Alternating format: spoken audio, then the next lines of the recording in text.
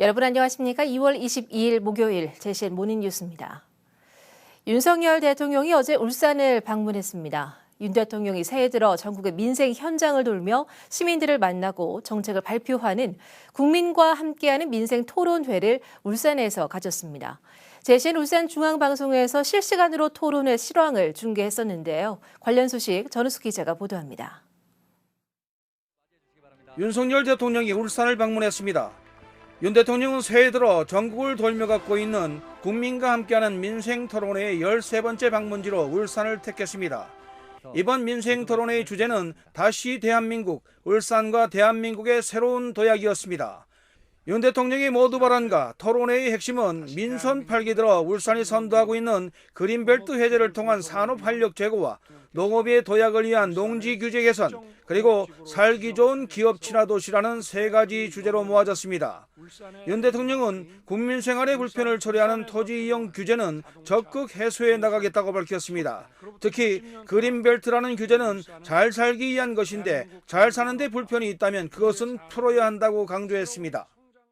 저는 지난 대선 과정에서도 울산이 그린벨트를 과감하게 풀 수 있도록 하겠다고 울산 시민들께 약속드린 바 있습니다.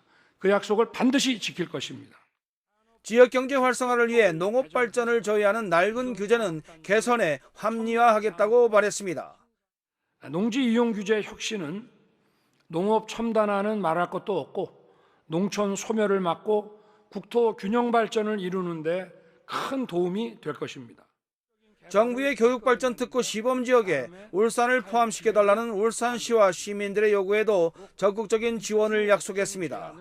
토론회에 함께한 김두겸 울산시장은 울산의 여러 현안에 대해 윤 대통령의 긍정적 화답에 감사하다며 앞으로도 계속 울산 사람들이 대한민국과 울산 발전의 엔진 역할을 하도록 하겠다고 다짐했습니다. 울산에는 울산 사람들이 있습니다. 울산 사람들이 어서서해서 다시 대한민국의 성장 역할, 또 울산 발전의 근원 역할을 다하겠습니다. 토론회에 함께했던 참석자들은 이 밖에도 미포 산단 폐철도 부지에 대한 공장 증설 지원과 KTX 이음 울산 정차에 대한 시민들의 염원도 전달했고 윤 대통령은 신속한 지원을 약속했습니다. 윤석열 대통령은 민생 토론회에 이어 울산의 대표적인 전통시장인 신정시장을 방문해 농산물을 구매하는 한편 상인 시민과의 격이 없는 대화와 의견 청취의 시간을 가졌습니다. 한편 국민과 함께하는 민생 토론회 울산편은 JCN 24번 채널을 통해 생방송된 데 이어 주말에 재방송될 예정입니다. JCN 뉴스 전우수입니다. 더불어민주당과 진보당, 새진보연합이 선거연합에 합의하면서 울산 북구를 진보당 단일 후보 지역으로 결정했습니다. 박홍근 민주당 민주연합 추진단장과 윤희숙 진보당 상임선거대책위원장, 용혜인 새진보연합 상임선거대책위원장은 어제 국회의원회관에서 이 같은 내용 등을 담은 민주개혁 진보 선거연합 합의문에 서명했습니다. 이번 합의에 따라 민주당은 이번 총선 울산 북구 후보를 진보당에 양보하기로 했습니다.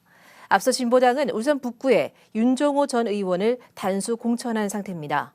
이번 결정에 따라 재선에 이상헌 의원을 비롯한 더불어민주당 소속 5명의 북구 총선 후보들의 반발이 일고 있습니다. 4.10 총선에 남구 갑으로 나섰다가 중앙공관위에 전은수 변호사의 전략 공천으로 컷오프된 손종학 전 남구갑 지역위원장이 어제 기자회견을 갖고 당의 결정을 받아들이며 백의종군하겠다는 입장을 밝혔습니다. 손 전 위원장은 울산 발전을 위해 2년여 동안 동지들과 함께 쉬지 않고 달려왔지만 당의 선택을 받지 못해 죄송한 마음뿐이라며 더불어민주당 국회의원 후보들에게 울산 시민의 응원과 지지를 부탁드린다고 말했습니다. HD현대중공업이 세계적인 방산 기업인 영국 밥콕사와 해외 수출을 위한 잠수함 개발을 공동 추진하기로 했습니다. HD현대중공업은 최근 주원호 특수선사업 대표와 밥콕 미션 시스템 사업 닐 마이젤 최고기업 업무 책임자 등 양사 관계자들이 경기도 성남시의 HD현대 글로벌 R&D 센터에서 수출형 잠수함 사업과 미션 시스템 분야에 상호 협력하기로 했다고 밝혔습니다. 이에 따라 HD현대중공업은 지난해 개발에 착수한 3,000톤 이하 수출형 잠수함에는 babcock의 검증된 무기와 발사 시스템의 탑재를 추진한다고 설명했습니다. 올해 울산공업축제는 당신은 위대한 울산 사람입니다를 슬로건으로 오는 10월 10일부터 13일까지 나흘간 펼쳐집니다. 울산공업축제 추진위원회는 어제 시청 대회의실에서 올해 첫 회의를 갖고 이 같은 내용의 축제 개최 일정과 슬로건, 기본 추진 계획 등을 확정했습니다.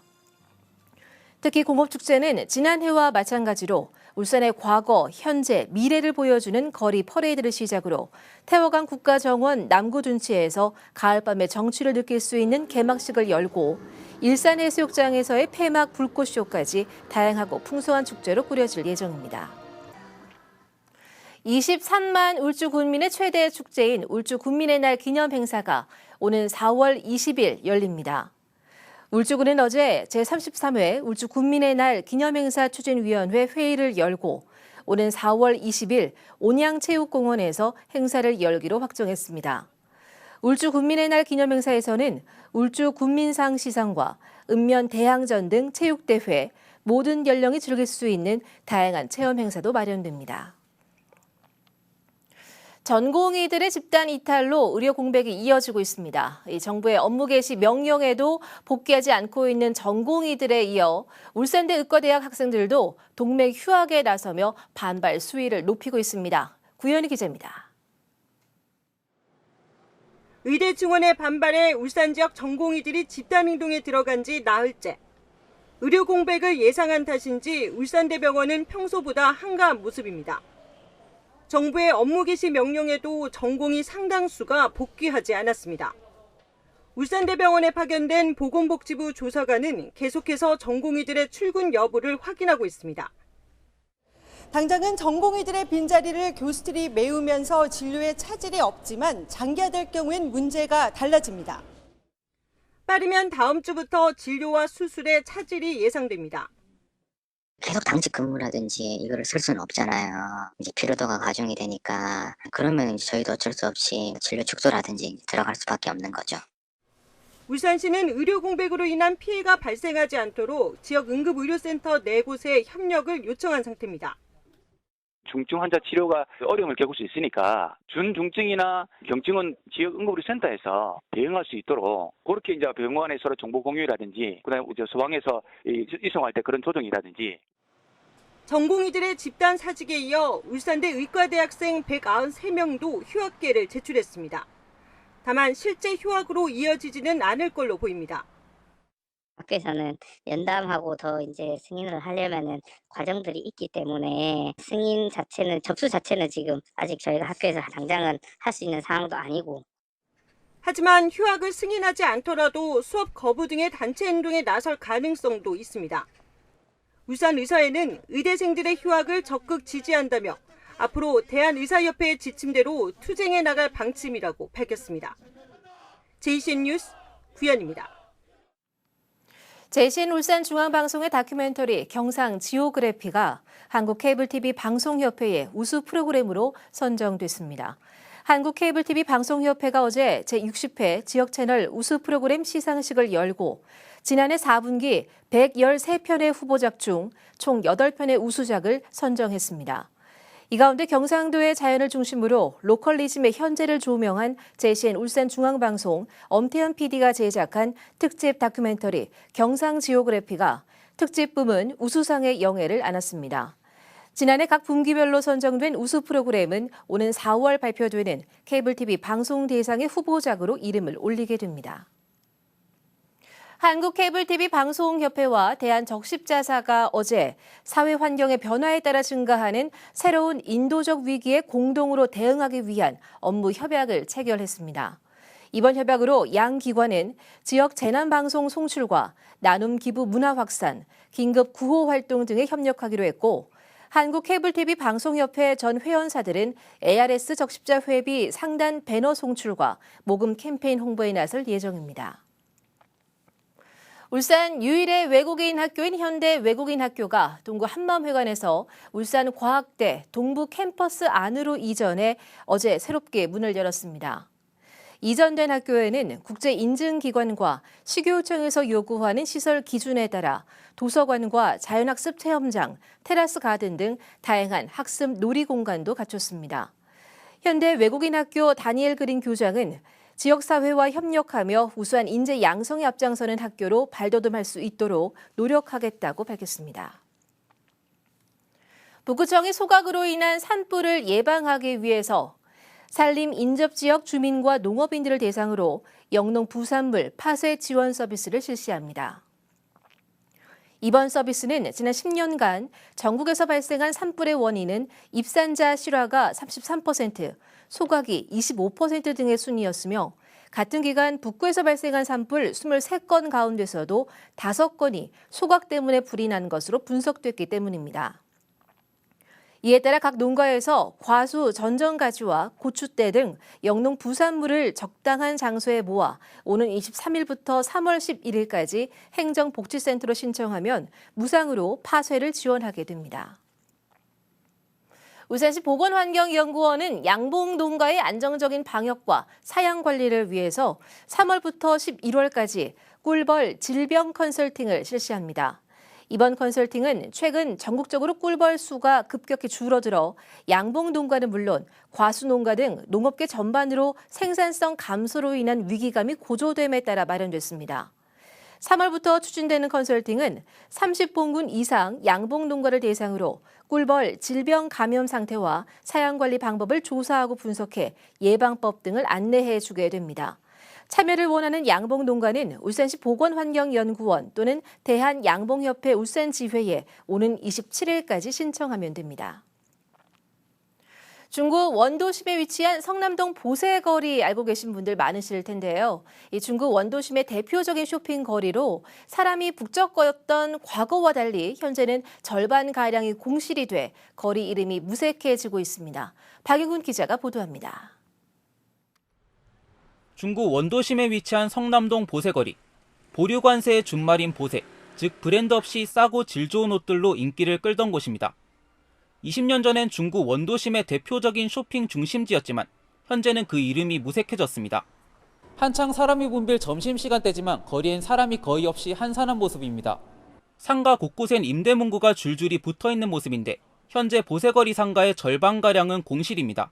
코로나 이후 온라인 쇼핑 등 비대면 거래가 늘고 최근 부동산 경기도 가라앉으면서 상가를 찾는 수요가 끊긴 겁니다. 지금은 뭐 들어오는 경우들은 거의 없어요. 거기가 옷가게가 들어오고 이러지도 않고 새는 싸는데 물어보는데도 거기가 뭐 유동인구가 많은 것도 아니고 지금 계속 저 상태로 공실 상태로 유지가 된다고 보시면 됩니다. 보세거리와 같은 소규모 상가의 울산 지역 공실률은 지난해 말 기준 6.8%로 1년 새 1.6%포인트 올랐습니다. 남아있는 상인들도 매일 가게 문을 열긴 하지만 가게를 찾는 손님은 거의 없는 상황. 상인들 사이에선 거리 특성을 살려 예술인이나 청년 상인들을 유입해 새로운 콘텐츠를 모색해야 한다는 목소리도 나옵니다. 예술인들이 여기 들어오신다거나 또 젊은 청년들 좀 들어오면 임대료 지원 같은 거 이런 게 좀 대물로 인해서 좀 볼거리라든지 체험할 거리 뭐 이런 것들을 고객들한테 많이 제공해야만 앞으로 고객들이 많이 나오지 않을까. 중구청은 프리마켓과 맥주축제 등으로 성남동 보세거리 상권 활성화에 나서고 있지만 행사 기간을 제외하면 거리는 여전히 조용합니다. 중구 원도심의 대표거리였던 성남동 보세거리의 이름이 무색해지지 않도록 좀 더 다양한 유인책이 필요해 보입니다. JCN 뉴스 박영은입니다.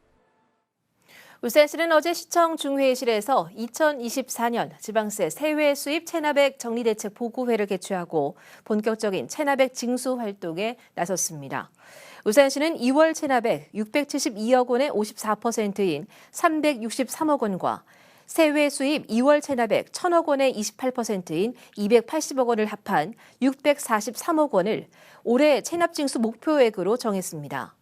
울산시는 올해 목표 달성을 위해서 체납액 일제 정리 기간에 고액 체납자 실태 조사를 비롯해 공영 주차장 영체 시스템을 확대 운영하고 대포차 의심 차량 집중 단속 등을 통해서 체납액 정리에 적극 나선다는 방침입니다.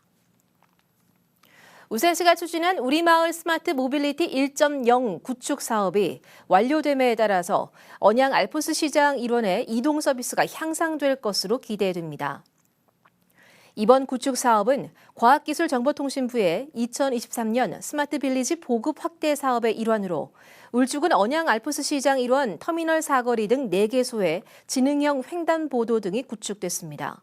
이와 함께 버스 승강장의 주 이용 연령층이 고령인 것을 고려해서 큰 글씨를 표출할 수 있는 LED 타입의 버스 정보 안내기 등이 함께 설치됐습니다. 한편 울산시는 어제 시청 1별관 3층 회의실에서 스마트 모빌리티 구축 사업 완료 보고회를 가졌습니다. 남구청이 고독사 예방 지원 사업을 본격 시행합니다. 남구청은 지역 전체 세대의 38%에 해당하는 5만 4천여 세대가 1인 가구로 나타남에 따라서 이들 1인 가구들을 대상으로 사회적 고립 또는 고독사 위기 가구를 발굴한 뒤 다양한 복지 서비스를 제공하기로 했습니다. 남구청은 해당 가구 주민들을 상대로 정기적으로 대면 또는 비대면으로 안부를 확인하고 생필품을 전달하는 등 다양한 사업들을 추진해 나갈 계획입니다.